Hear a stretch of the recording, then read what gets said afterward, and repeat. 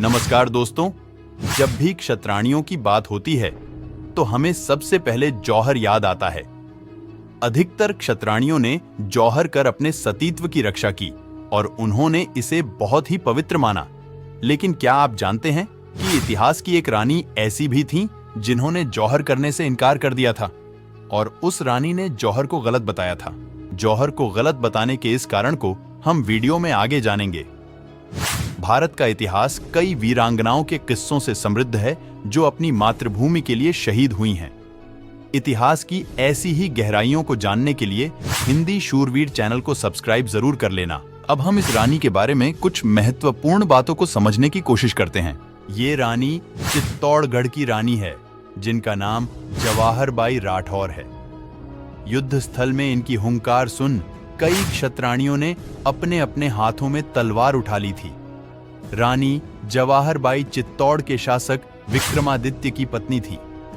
उनकी सास रानी कर्णावती की वीरता की कहानी भी बहुत बार सुनाई जाती है, जिन्होंने अपनी सूझबूझ से कई बार युद्ध को टालने की कोशिश की थी।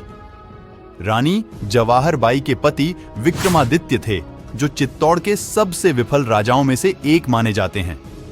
रानी जवाहर बाई राठौर युद्ध कला जानती थीं और वो कई मामलों में एक कुशल गृहिणी के तौर पर काम भी करती थीं।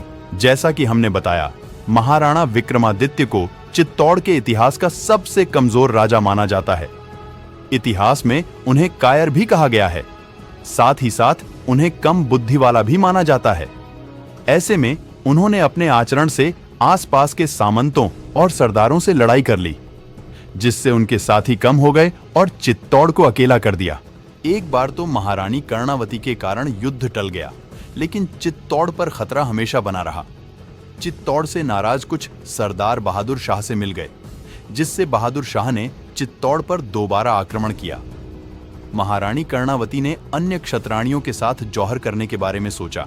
इसके पहले महारानी कर्णावती ने अन्य सामंतों और सरदारों को चित्तौड़ की रक्षा के लिए बुलाया था। बहादुर शाह की सेना के आगे एक एक करके राजपूती सैनिक वीर गति को प्राप्त होने लगे। ऐसे में सभी क्षत्राणियों ने जौहर की चिता सजा ली और आग की लपटें आसमान छूने लगीं। तभी रानी जवाहर बाई राठौर ने सभी क्षत्राणियों से आह्वान किया कि जौहर करने पर हम सिर्फ अपने सतीत्व की रक्षा कर पाएंगे, लेकिन मातृभूमि की रक्षा के लिए हमें आगे बढ़ना होगा और जो महिलाएं लड़ सकती हैं उन्हें लड़ना चाहिए। हमें अगर मरना ही है तो हम युद्ध भूमि में शत्रु का सिर काटकर मरेंगे। महारानी कर्णावती को भी ये बात पसंद आई, लेकिन उनका कहना था कि इनमें से कई महिलाएं गर्भवती हैं और कई लड़ने में असमर्थ है। ऐसे में जो वीरांगनाएं लड़ सकती थीं, उन्होंने लड़ने का फैसला लिया और अन्य क्षत्राणियों ने जौहर किया। जब महल के द्वार खुले तो मर्दाना वेश में कई वीरांगनाएं तलवारें लिए दुश्मनों के सामने कूद पड़ीं। इन वीरांगनाओं ने लड़ते लड़ते वीरगति प्राप्त की और अपने सतीत्व के साथ साथ मातृभूमि की भी रक्षा की। देश के इतिहास में ऐसी कई वीरांगनाओं की कहानियां हैं जिन्हें कमजोर नहीं माना जा सकता। हमारे देश के समृद्ध इतिहास में ये महिलाएं भी शामिल हैं जिन्होंने अपने कर्म को आगे रखा।